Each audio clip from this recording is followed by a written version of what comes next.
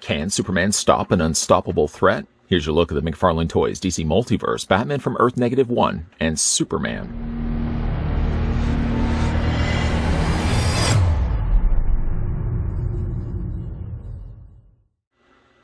Crashing into our world from the dark multiverse Earth-1 comes the nightmarish fusion of the only two beings capable of taking on the Man of Steel, Doomsday, and Batman.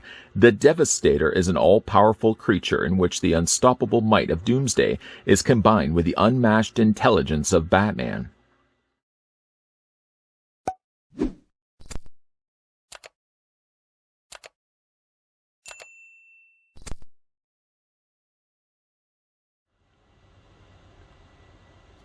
Probably a good idea to make this quick, because I feel some massive throwdown is about to happen. Obviously, before we get a closer look at these figures, the first thing we're going to want to do is figure out how tall these figures stand.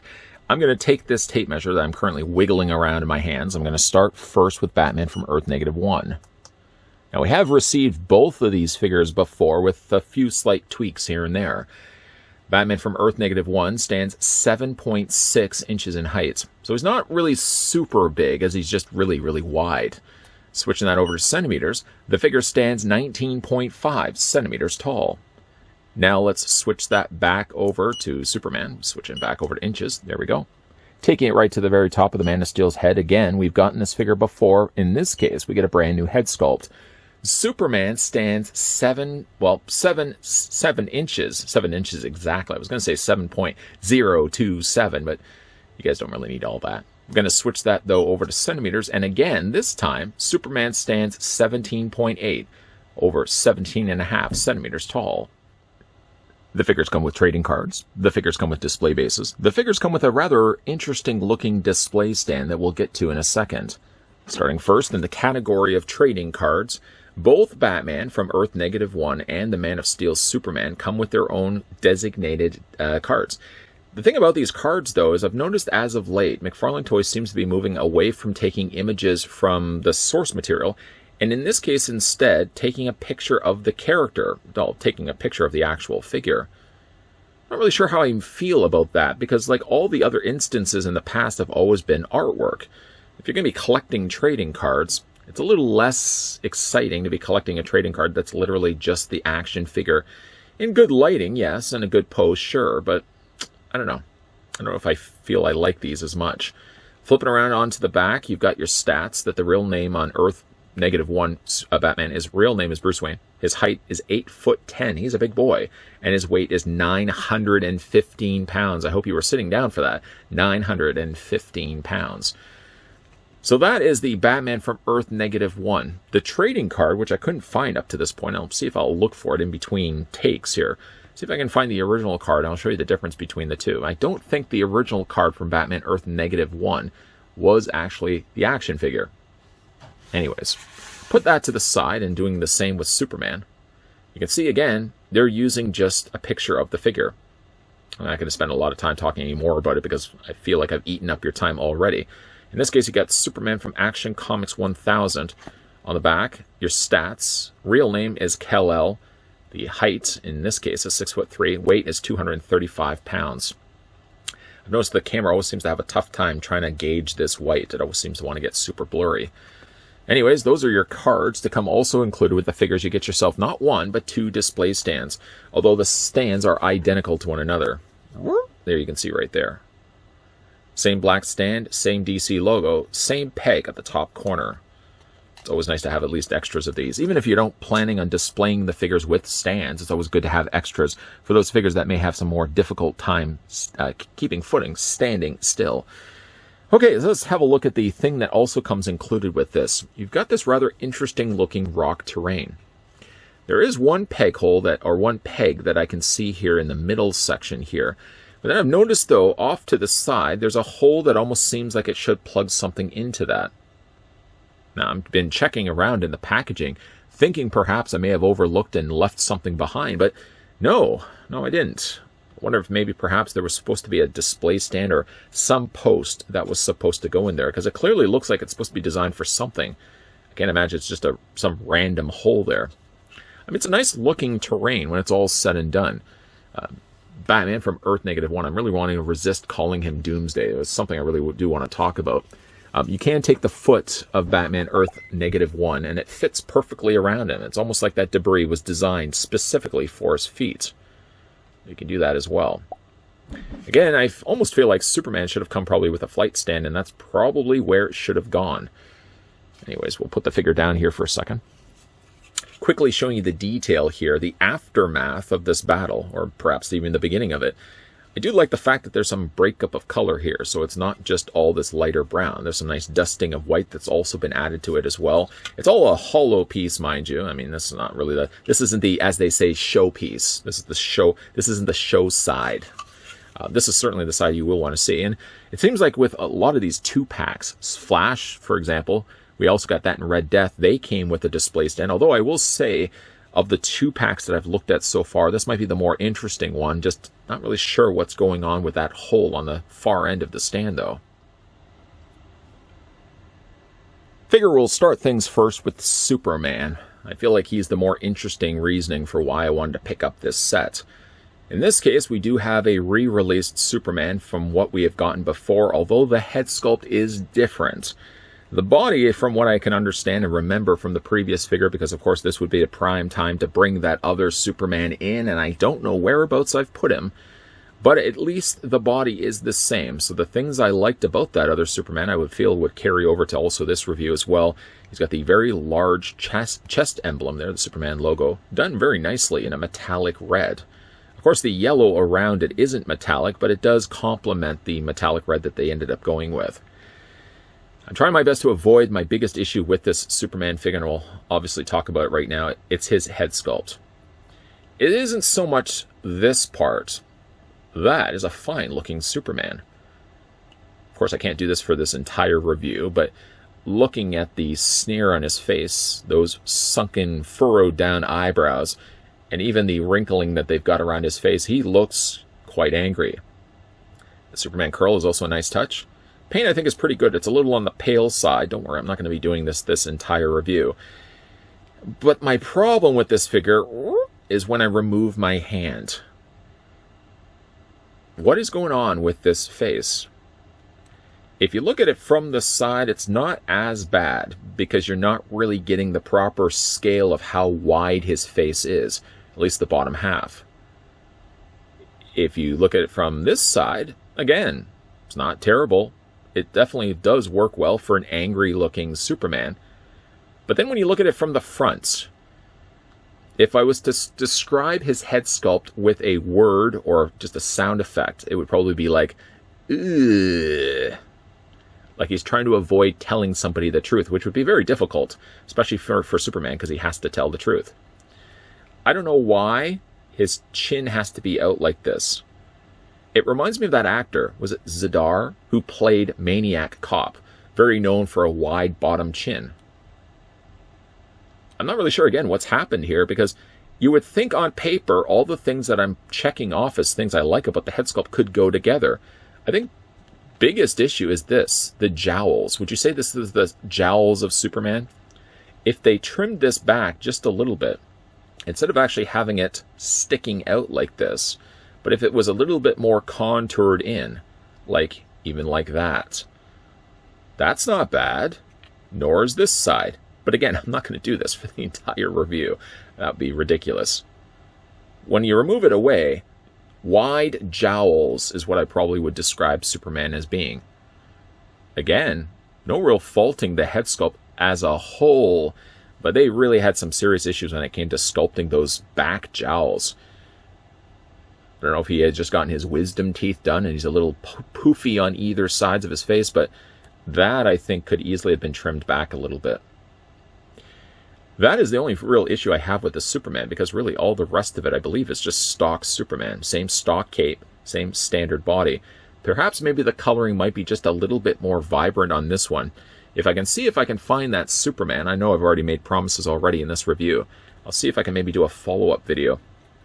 I mean, it's a nice looking Superman. I didn't have any issues with it before. A different head sculpt certainly is well appreciated, so it doesn't feel like you're just buying the set just because you have two of the same figure that we had collected before. So at least, yes, they gave him a different expression. I don't know if I would say that it's a most successful expression. It's definitely a little, well, big jowls Superman. Looking at the articulation here on Supes, his head rotates all the way around. It's a little on the tight side, admittingly, but it does rotate and does the job. You can move the head up, you can move the head down. You can also move it back and forth as well. As for the arms hinge out. They're a little more on the tighter side. One arm is the tightest of the two. This one I can actually bring out at a full 90-degree angle. This one stumbles a little bit, has a tougher time doing it. I'm going to see if I can maybe heat this up with a hairdryer, just to soften up that joint a little bit, because I don't want to force it just in case I break it off. Whatever they may tell you about the Man of Steel being indestructible, Man of Steel figures on the opposite end of that, not indestructible. You can't really do whatever you want with them. But the arms do move forward and back. You can technically rotate them all the way around. Superman's bicep swivels back and forth. He does have the hinge joint, which I have noticed on both the elbows here on Superman. They're a little more on the looser side, this one being the looser of the two. His hands rotate all the way around, and they hinge back and forth. Perhaps one other thing I could probably add then onto this review is specifically looking at Superman's wrists. You'll see where the sleeve stops, right here. You'll see where his hand is, right here. I probably would have instead of going the blue, probably would have chosen, I think, a flesh color for his peg, so that it didn't look like a continuation of his sleeve. Anyways. Upper torso for Superman is on a ball joint. He does also have a lower torso ball joint as well. For his legs, they split out. So nice to see Superman wearing super underoos. Boy, I miss those underoos. Legs to go forward and back. He does have a double hinge on the knee. He doesn't have any articulation on this point. So basically from the knee to his ankle is all one thing. You can't rotate it. His feet, however, move back and forth. You can angle them back and forth this way. He's got a nice ankle pivot. And he does also have toe articulation as well. There's the peg holes on the undersides of his feet. So if you want to make use of that display stand, you can certainly do that. But there is Superman. You know, honestly speaking, anytime we can get ourselves a classic Superman, I'd be super excited to do that and get that. But I will admit, let's just straighten out his feet here. I will admit, the face is a little on the off side for me. Like the idea of an angry Superman. You know what? I'm not going to be fighting for this with the entire review. Let's just get this plugged onto his display stand. Twist that in place. Yeah, there we go. You know, the idea of an angry Superman sounds great on paper. I mean, again, I'm all for the idea of an angry-looking Superman. Why not? But again, there's something off. There's something off on the lower part of his face. Big jowls, I'm just going to say. You probably could find a nicer way of saying it, but he's a little thick on the lower part of his chin, specifically closer back to his Superman ears. Now looking at the Batman from Earth-1, I've already taken the time to move Superman off screen to free up a little bit of space next to him. The reason why I'm doing this is it gives me then the opportunity to bring in the original Batman from Earth-1, so you can see the difference between the two and to see that yes, it's just the exact same mold. The only thing that changes between the two is cosmetic. The darker, more consistently muddy gray that was on the original release has now been swapped out with some much more appreciative, brighter colors, where you see a lot more contrasting happening on the figure, not only across his body, but also in his face as well. In fact, looking at his face up close and personal, you can really see where the contrast of colors are happening here. Primarily, it's more in his arms, his lower torso, and in his face here as well, where they've introduced some much-needed lighter gray to, again, move this guy over and bring the original one in so you can see really how lacking it was on the brighter color scheme. If only there be a case where this one wasn't the one that was originally released, and instead this is the one that we got, because I do think it's a much better looking use of the sculpt.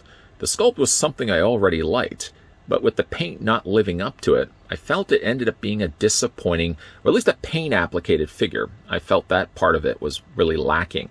So much of it was just all gray. Gray, gray, and more gray. And even like the head sculpt lost a lot of its personality by simply just not having lighter and darker colors working together. When again, you move this one out of the way and bring the original or the newer one in, boy, do you ever see a nice difference. Some shinier also happening here, some shinier plastic happening on the head, the areas of his abdomen, The areas of his arms seem to have a lot better use of reflecting the light. You can see how the light bounces off of that. I can't imagine that that's simply just the plastic. They probably added like a clear coat or something over top of it. Just a nice gloss to make that shine and stand out a lot more. Now again, I didn't dislike the original Batman Earth -1. In fact, it was a fun looking figure. But it did miss a little bit something when it came to the paint. I mean, you really get a lot more happening here, and boy, does it ever look to be a better looking figure now that they've made the changes. But I could really make the argument, if the figure only could have looked like this the first time around, it may have not necessarily warranted getting a re-release of this guy with simply a brand new Superman head sculpt. Anyways, getting a closer look at the head, it does open and close. The only thing that's really lacking, unfortunately, when you see the face up close like this, is that the tongue is still kept as gray. When we had a look at the original one, and again, I'm bringing it back in so you can see the difference between the two, the interior of the mouth was also a dark gray, following the same trend of the plastic that they ended up using. I might find myself maybe just taking a paintbrush with a little bit of pink, or at least something different other than gray, and going in there and painting in the tongue, so at least it's something different when I'm opening up the mouth like this. Could I maybe also say, too, that because we have gotten now 2 of this Batman, could this not have been the opportunity that instead of releasing yet another Batman Earth -1, that they could have not just tooled the mold a little bit differently and not released this 2-pack Batman Earth -1 as instead Doomsday? Because, I mean, really, all of it is pretty much Doomsday anyways. There's only a few little things that say, hey, I'm Batman. If they had done away with those, like, for example, the ears of what would be Batman's cowl, if those had been gone away and you would have trimmed those back, easily, I think they could have just released this figure as a Doomsday. I know they're really wanting to push the stuff that's in storylines now, and maybe that's one of the reasons why they didn't do it as a Doomsday, but if the opportunity is there and you already have the mold and you already have released a Batman Earth -1, why couldn't this guy have simply just been repackaged, remolded, and repainted as a brand new Doomsday?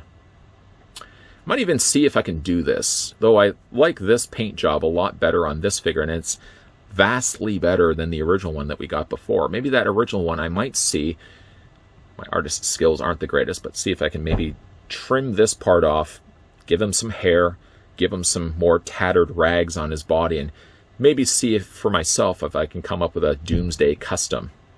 I don't know. Anyways, the detailing on the face as well as the rest of the body is still just as good as the original, but boy, it does look a lot better when you add the contrasting lighter and darker colors. You can see it certainly from the back. Really nice work of sculpting there as well, but so much of it, I really would want to go back and watch my original review of it, because I think that was the one thing I really honed in on. It was a good sculpt, but it lacked something in the way of the paint. And you can really see the difference between the two.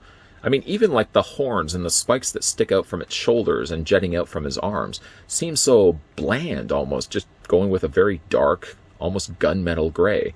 By even just lightening it the way that they've done and adding that clear gloss across it, it just seems to shimmer and stand out just a lot more than it did. Now, so all the rags are basically going to be the same color. If anything, you could probably just say, with a little bit of additional coat over top of it, they may stand out just a little bit more. Like, again, if you look at the original one right here, there really isn't too much different. Maybe this one is a little bit more closer to being a blue than this one was right here. But like the rags, at least, those are exactly going to be the same for one another. Those aren't really the thing that changes on the figure. It's more so the stuff that's going on around it.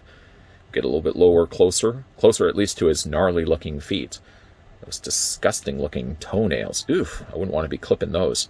But he is a fairly good articulated figure. He's a little bit better than the Bane that we got before. Even the fact that they did sculpt the feet underside, and really they still give you the toe articulation, so that's a nice touch as well. And then you've got, of course, the peg holes on the undersides of his feet. Like, he comes together as a really nice figure, but I would ask the question, like, this figure probably could have been fine to release as a single figure the first time. Gone in, added a whole lot of extra paint, a little bit more personality going for him. And then after that, if they were going to release this mold again, I would have more been appreciated the idea if they could have released it as a Doomsday and not necessarily yet another Batman Earth -1. So looking at the articulation now, his head rotates back and forth. It is on a ball joint. It does have some limitations simply just because of how low the head sits down on the torso. It does move up to that extent. It does move down to that extent. And then, of course, we've already looked at the fact he does open and close his mouth. Love this sculpting right here on his chin. As for his arms, though, the arms very easily can move out at a 90-degree angle bend. There are some cases, of course, where the spikes will be sticking up against the little socketed joints there on his torso, so that will get a little hung up, especially if you want to be moving this forward and back like this. But the arms, like I said, do rotate somewhat, also all the way around. They're going to get a little hung up around the spiked areas of his shoulders, but you're probably not going to be displaying the figure like this anyways. He does have a bend at the elbow, which you can also then rotate the forearm. You can also rotate the hands, and you can also hinge them back and forth.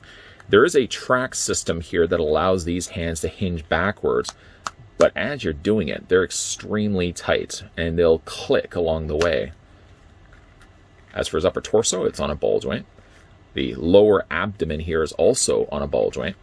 And as for his legs split out. You can see that the lower shorts here, they're not the softest of plastics, but they have a little bit of give to them.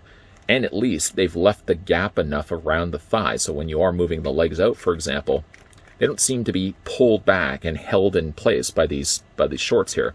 You can very easily move his legs out, no problems whatsoever. You can move the legs forward, you can move the legs back. He has a swivel basically where that's attached on the inside of the shorts. He has a hinge in the knee, which is just really tight on the figure. That moves back and forth.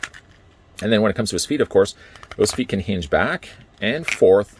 Everything has a ratcheted joint for the most part. You can see there's the track right there. Although, long time doing this, if you're going to continue to move these back and forth, I wonder if you're probably going to start shaving down those little ledges that are on there. And that ratcheted joint that was ratcheted before may not be ratcheted much after the fact. Then when it comes to his feet, you can move them back and forth like this, and he does also have toe articulation as well. It's sort of a mixed bag, I honestly feel, when it comes to this set. I mean, honestly speaking, I like the figures. It's not a case where I don't. I mean, Superman, yes, it has some questionable looking choices when it comes to the jowled area of his face. But I do like both the figures, and I like the original releases of both these figures when they were released on their own. The 2-pack, I suppose, if anything, gives the benefit of the collectors that never had the chance to get them individually before. And again, I think there's merits to be made for the fact that we finally have ourselves an angry-looking Superman, which the original Superman wasn't angry like this. The face could be, maybe a little bit of work could have been done to correct the cornered areas of Superman's chin. That's about the only thing I would have fixed up on this figure. But I like this Superman. As for the Batman Earth-1, you're pretty much just getting a re-release of the original figure with a much better paint scheme. If it was a case where you never picked up the original Batman from Earth-1, then hey, you're in luck. You get yourself a better looking figure as part of the 2-pack. But again, if you already have that figure, simply just adding a new coat of paint to this one, I feel like there would be better mileage made if they could have simply just taken the mold that I already liked already from the Batman Earth-1, tooled it slightly, like I said in this review, and released instead Batman -1 as Doomsday and have him packed along with the Man of Steel. I think that would be a much more exciting 2-pack. For the 2-pack release here of Batman Earth-1 and Superman, I commend at least the McFarlane team for going back and fixing one of the big plaguing problems that was with the original release of Batman Earth-1, really muddy paint, and almost even a lacking of paint. If you look at that original figure, it's just dark gray across everything. There's, of course, other colors happening there as well, but for his skin and those spikes and all the time that they put into texturing this figure, it really loses so much of it because there's not nearly enough of contrasting paints. We fast forward ahead, now we've got a 2-pack release of the same figure, and yes, there are vast improvements that have been made. This is easily a better looking figure from the two, but I would almost even say like this figure almost should have looked like this the first time, not having to release him again. But, you know, again, I'll at least compliment them for saying that they went back and maybe saw a problem that was an issue with that first figure, and yes, they fixed it. May then mean that people picked up the original released Batman Earth-1 may then just decide to give theirs away in favor of getting this one. And yeah, I don't blame you. This is definitely a better looking Batman from Earth-1. Then, of course, we have Superman, the Man of Steel, essentially the same Superman we got before. Maybe the colors were a little bit different. I'd have to go and see if I can find that figure, but definitely what is different on this Superman is a different, angrier head sculpt, which kind of looks like an angrier Robert Z'Dar. That was the actor I was thinking of, by the way. Robert Z'Dar. He was in Samurai Cop, and most notably, people tend to remember him from Maniac Cop, and he was also in Tango and Cash as well, Robert Z'Dar. But he does kind of have a little wideness on the bottom of his jowls. I'm not really sure what ended up happening there. It doesn't look so bad from the side. From the side, it looks great. But when you see it straight on, it seems like he's a little swollen at the back area of his chin. Other than that, I mean, it's a great looking set. It does involve, of course, you as a collector to shell the money out and get a second set of the same figures that you probably already have in your collection. But at least there are improvements. Well, at least there are improvements on Batman Earth-1. Superman's just a angry Robert Z'Dar. What do you guys think of this set, whether you've picked it up for yourself or based on this review? Do you think there have been improvements that have been made? And I guess more of the improvements are on the Batman end of things. But what do you think of the angrier looking Superman? Yes? No? Maybe so? Let me know down below in the comments section. And hey now, while you are, say, I don't know, just new to this channel, you stumbled on in, you're like, hey, wait a minute, there's a party here and everyone's been drinking brisk. Where have I been? Come on in. Make sure you hit that subscribe button down below. Make sure you turn on the bell notification. And make sure that, yes, you're coming back to this channel now that you're a new member here, because there's always going to be new videos. Monday to Friday, there's always new stuff popping up.